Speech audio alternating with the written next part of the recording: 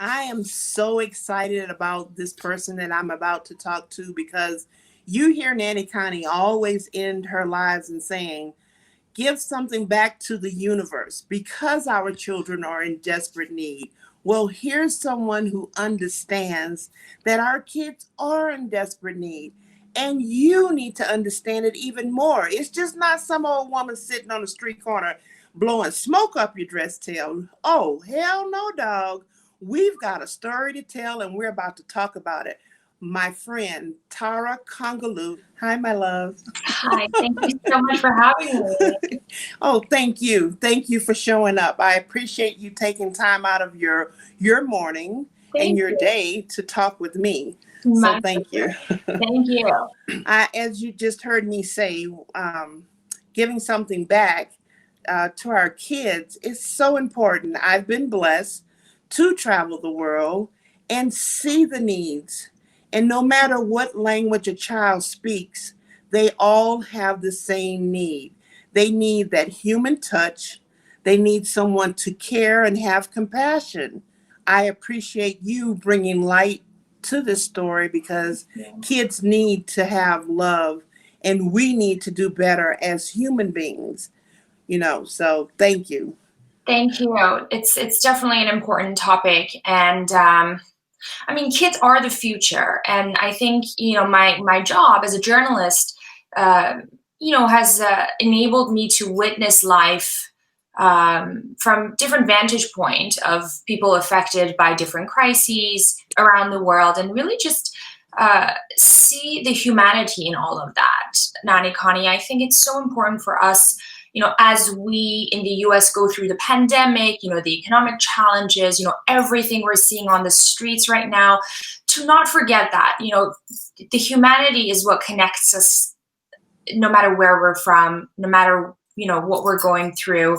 And that's something that I always try to, capture in my work, but also to give back with my charity, Art of Hope, which we'll talk about. But I'm really glad that we're having this conversation because it's a very important one. It's truly important for us to teach values to our children Mhm. and understand. I think uh, because a child's on the other side of the world, we forget about these kids that are in need. And I think in the pandemic, and I talk about us going back to being the family again, getting that network back together. I think that it's important, and tell me your thoughts on how we can get our kids back to understanding, the food that we put on our table, and we have a table. Here we are complaining about our kids not being able to go to school, but there are kids who don't even have a school to go to or feel safe to go to school. I Yes. mean, that's a reality. Am I wrong with that? Yes, no, you are so right. You are so right. I mean, I just got back from Lebanon, and as your viewers may know, the country was hit by a devastating blast on August 4th that literally left more than 300,000 people homeless, right? And among them are children who, have nowhere to go. And, the school year is starting, and with COVID looming, I mean, these kids don't have that opportunity to even, see a classroom, right?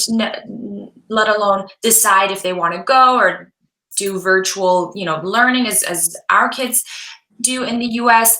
And among them are, hundreds and thousands of refugees. So the point I'm trying to get at is yes, this is the reality in many countries. And in this case, I talked about Lebanon, but I think parents have this enormous responsibility, but also opportunity to teach our kids empathy.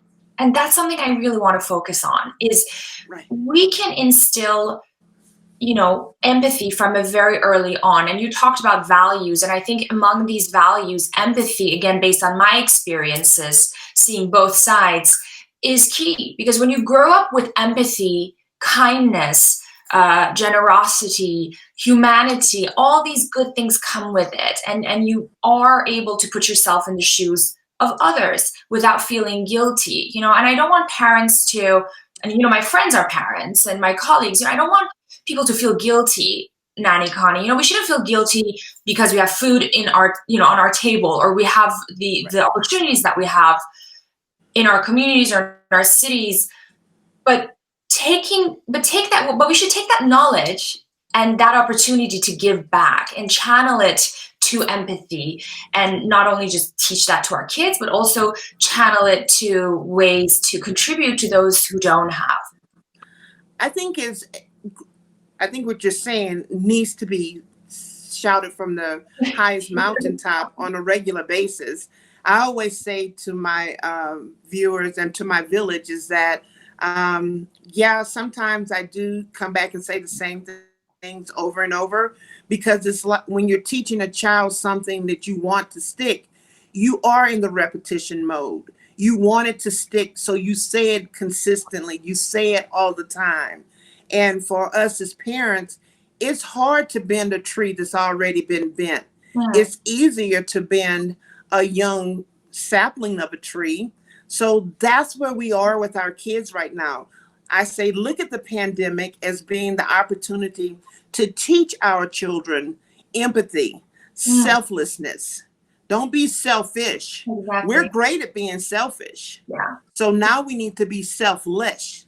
And being that kind of a human, it gives you the opportunity to be in that mode of having empathy for others. We would have a much more caring and loving world if we had that taught across the table and taught across the board. Somehow it's gotten lost. Yes. And it's really great to hear you talk about it, and the two of us chop it up a little bit, because our young children, it's a disconnect. Yeah. And it needs to be reconnected, and it's up to us to reconnect. I mean, because it affects their mental capacity to be able to function in the world. 100%. 100%. I think you nailed a point that is selfishness. I think in the US right now, we're I'm not going to say coming out of a pandemic. I mean, we're still in a global pandemic, right? It's still a crisis, but we're at a point where kids have to go to school. People want to move on. Everybody's thinking about their own problems. Everybody's, is trying to figure it out. But I think in that, again, there's an opportunity to instill these little values of altruism, of learning about the others, of learning about kids who don't look like us, kids who don't sound like us, kids who live in a different place. So I really see this opportunity with parents to talk to their children about those who are less fortunate, and also think with themselves that, we are fortunate to even, have the opportunity to decide if we want to put our kid in a school or homeschool. And really take away this tendency of being selfish. I think another point I really want to make is, what we're talking about is not because we want to train, every single kid out there to be an aid worker or a humanitarian, Exactly. or go save the world. That's not what we're talking about. But these values, these little values of kindness, of empathy, of awareness, these are values that would grow with the children into adulthood. I mean, this better than I. That's right. And so in years' time, we're going to have leaders, thought leaders, policymakers, and shakers who have these values. Yes, you're hitting the nail on the head. We have been so fast and quick that we have forgotten to settle down and show our children what really makes the world. Compassion, empathy, and it's a small word, but it's a strong and powerful word. For sure. And I want to pick up, on that thought. These values, I think, in the long run, would also create inclusivity, because if we have a more empathetic, compassionate environment, then that whole, us and them, or, me versus you, I think would be eliminated. So the kids who, may not have the opportunities these days would, in years' time, have evolved. My point is, these gaps, these wide gaps that we're seeing right now, can be narrowed down, can be eliminated, hopefully at some point, when the leaders of tomorrow have these values, and would ultimately help develop a more inclusive world. Tara, you know what it means? It Yeah. means that we have become so selfish. Yeah. We've taken the ball and gone home, Mm. as opposed to staying on the playing field and playing with everyone. And what have we gotten from that? A huge gap. Neighborhoods don't exist like they used to. Too many of us have stopped, Yeah. and I need to be able to help you to have your voice and give power to Thank what you. you're saying, because you have a great message. Thank A you. great message. Exactly. We've got to become that melting pot again. We're not that melting pot, No, and not in really any that's way. something I've seen in my work, my personal life, being an immigrant, uh, and also, I decided to put a lot of my energy to bringing awareness to that. So I can't agree with you more. Yeah. And I think it's a global. This is a global issue, Oh, matter, not oh just yes. in the U.S. or. Yes. So I Exactly. hear you have a book, but because of the pandemic, it's been a little delayed. Understand, but still greatness will happen. Don't worry. Greatness will happen. Thank you. Thank you. So it's like I said, I'm an immigrant. I'm Iranian American, and as many of your viewers, may have heard, Iran is often in the news for everything political and many times negative. But growing up in Iran, I thought, why not tell the stories of everyday Iranian people? This is a country of 80 Yes. million.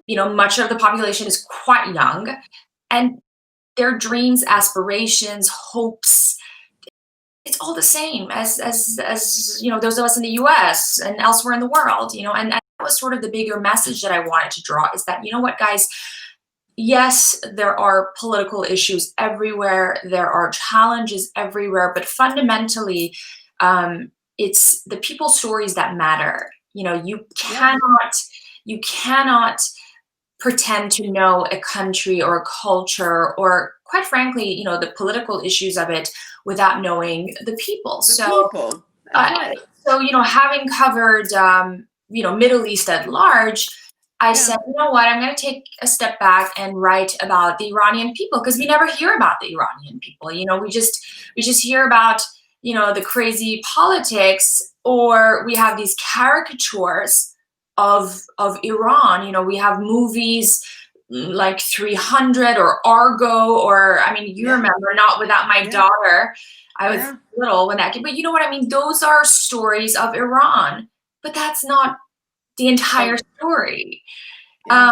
So I spent a few years interviewing everyday people in Iran, with their incredible stories. I mean, people from a diverse walk of life, people from a diverse array of backgrounds, farmers, teachers, people from the LGBTQ community, religious minorities, and just try to capture this human slice of life. And the purpose of it was, not to draw this rosy picture of that country, not at all. It's actually very emotional, hopefully, when you read it.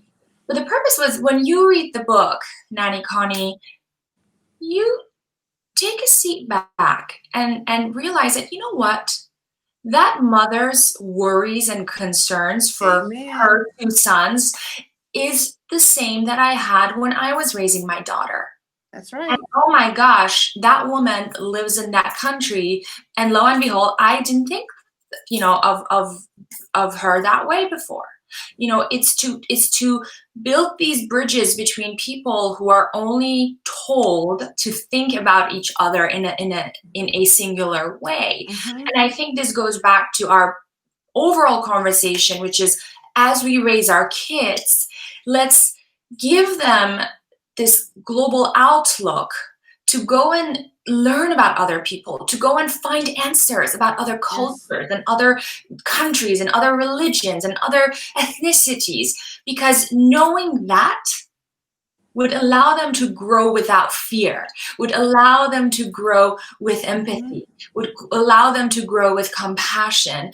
And that just comes from knowing and learning, because not knowing creates the fear. Not knowing is to be ignorant. Yeah.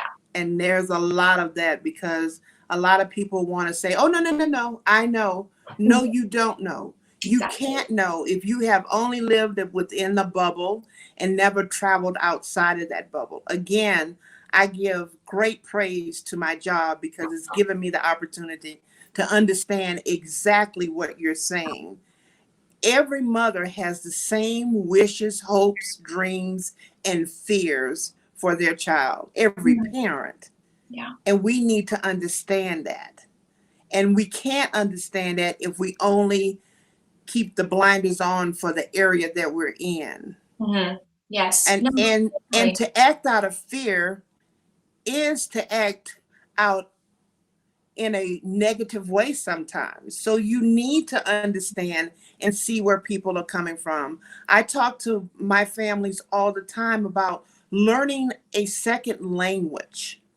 When you learn a second language, you don't dismiss a person. You get more involved into their world, into their life, and you see what their dreams and their aspirations are. And Yeah. then you also see yourself in there. So Yes. this is so important, sweetheart. What you're doing, don't stop. Carry that torch Thank because there you. needs to be more of you. And I'm hoping that this conversation that we're having will spark more people to sit down and have a social studies class with their child around the dinner table. Yes. That's where we need to go back to. Yes. We need to understand the pandemic, yes, is terrible, but we need to find the good in it, and the good is Mhm. our family. Yes. No, That's where we need to start. definitely. Start. And I share this with you because I am a writer. Speaking of these conversations with families, learning a second language is, of course, incredible. I'm fully bilingual in Farsi and English, and that allows me to think in two different ways. By the way, my book is called The Heartbeat of Yeah. Iran. and I, I and was going to give you that at the no, end no, too, no, to say, tell us the name of your no, book so we know sorry. what to look for. The book was supposed to be out in May. Okay. I got a call from my publisher there in New York in March saying, you know what, Tara, I think this is not looking good, so we're pushing it. And I said, okay, fine. So now it's going to be the following spring, April 2021, The Heartbeat of Iran. Okay. And the reason for that name, just quickly tell you this, is because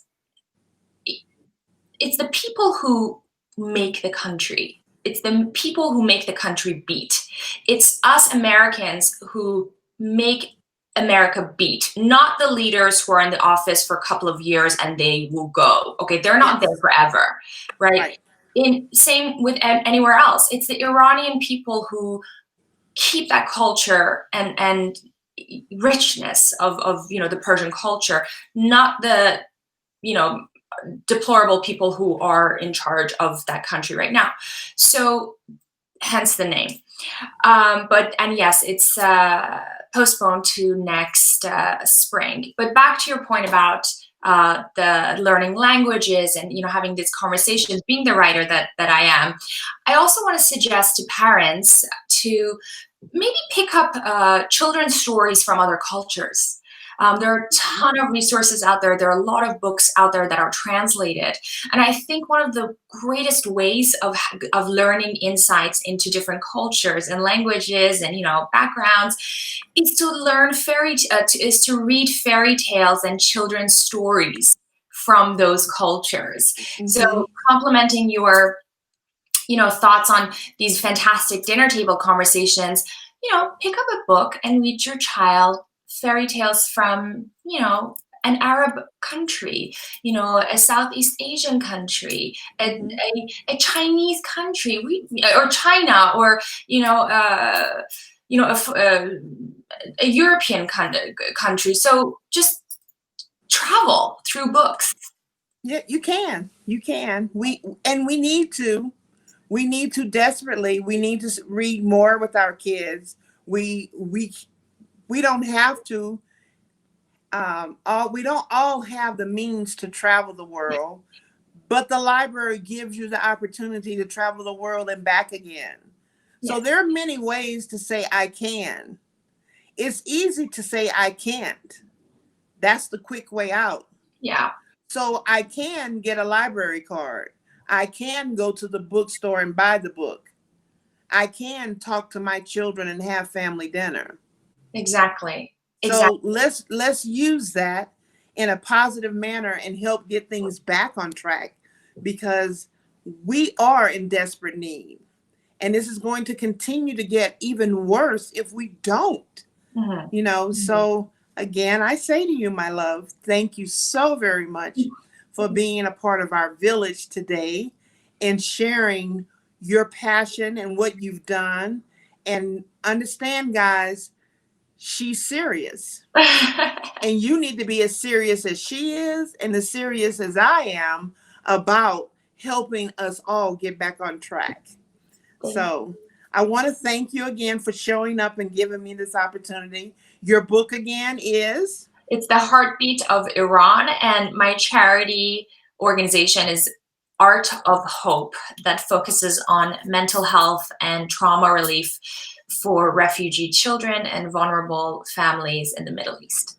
Just that easy. It's just that easy. It's not hard. It's Because just as easy. It's just as easy as getting up brushing your teeth in the morning or saying your prayers before you start your day. You can help someone. It's very easy. And our kids are in desperate need. And the mental health of our children yes. is something that is at risk more so than ever. I think, we have lots to be grateful for. And, being a mental health advocate, and having set up my charity just to give back to the communities that I've spent a lot of time reporting in, mental health is so key, Nanny Connie. And I think, as adults and as parents, we are responsible to care for our own emotional and mental health first. And then with that tool and with that power, help our children be emotionally aware, have the emotional literacy to go through life, and don't think of that as weakness. And I can't emphasize on this more. I mean, we talk about kindness, empathy, these are things that strengthen us. These are not things that weaken us. When That's we right. talk about mental health, when we talk about emotional challenges, it's not because we're weak. In fact, we're very strong in To doing talk so. about it. So Right. my charity focuses on trauma relief work within the refugee community, but this is a universal issue because these are we call it invisible wounds. These are invisible challenges that we have. So thank you Mhm. for raising this very important issue, which is mental health. That honestly goes hand in hand with everything else that we're talking about. So I hope Right. parents really think about the mental health of themselves and then Right. your children, and then together as a collective. We've been looking at mental health as a stigma, Yeah. and it's not that. It's as with anything else in life. No one in this world is perfect. And to understand your imperfections is to make you more perfect than what you already are, what you've been given. So to understand that you have an issue helps you to be a better parent. It helps you to be able to relate to your child. Don't just say, that's something I inherited and keep on going with it, because these children end up being singled out, used in ways that they don't know that they're being used. Mhm. These are the children that are being used to do different things because, oh well, she's a little off. We can use her to do such and such. Mhm. So if we help and understand this situation and help these children, help parents, and Yes. help parents to identify it's a plus. It's a plus for everyone all around the world. Yes. And talk about it. Let's talk about Yes. it. Let's talk about mental health. Let's talk Yeah. about, our emotional health, because without that, we can't, live life. Yeah. You can't continue to put stuff in a closet because if you try to keep filling that closet up, what happens? You open it up and a whole hell of a lot of stuff falls out. No, you're right. And I think the one thing maybe with COVID, I wouldn't say a blessing in disguise, but at least, something that came out of this was people started talking about mental health in the US. You Yes. can just imagine, in more closed communities and countries around the world. So I think right now we have such a great momentum, and it doesn't Right. matter where you live, which state or which city. There's so many tools out there, and there's so many resources that you can get. And I really believe in the power of conversations and talking, and also the power of art. We use a lot of Yeah. art therapy, so that's something Yes. maybe your viewers can look into and learn a little bit about. But I think now this momentum is really ramping up, and we can really take it as a country and continue talking about mental health. I'm not going to take much more of your day. I truly appreciate you being the angel that you are to sit down and talk with us all about the problems that we can do something about, and that is mental health and um, being more diverse. Diversity is an amazing thing, an amazing thing, and Yes. being a parent is too. So thank you. Yes. Yes. Thank you so much for having me. It's my pleasure. And, you know, uh, there's so much love and kindness out there that if we realize it and recognize it, we'll certainly have a much better world for ourselves and our kids, no matter what challenge comes our way. Exactly. Have a Thank you. blessed day. Everyone else, Thank you. continue to just be the parent and follow the village, and we'll continue to give you great information and helping you be a better parent. Because, as I say all the time, our children are in desperate need of great information. They need us. They need us to step up and show out. And this is someone who's done it in a phenomenal way. Thank you. Thank you.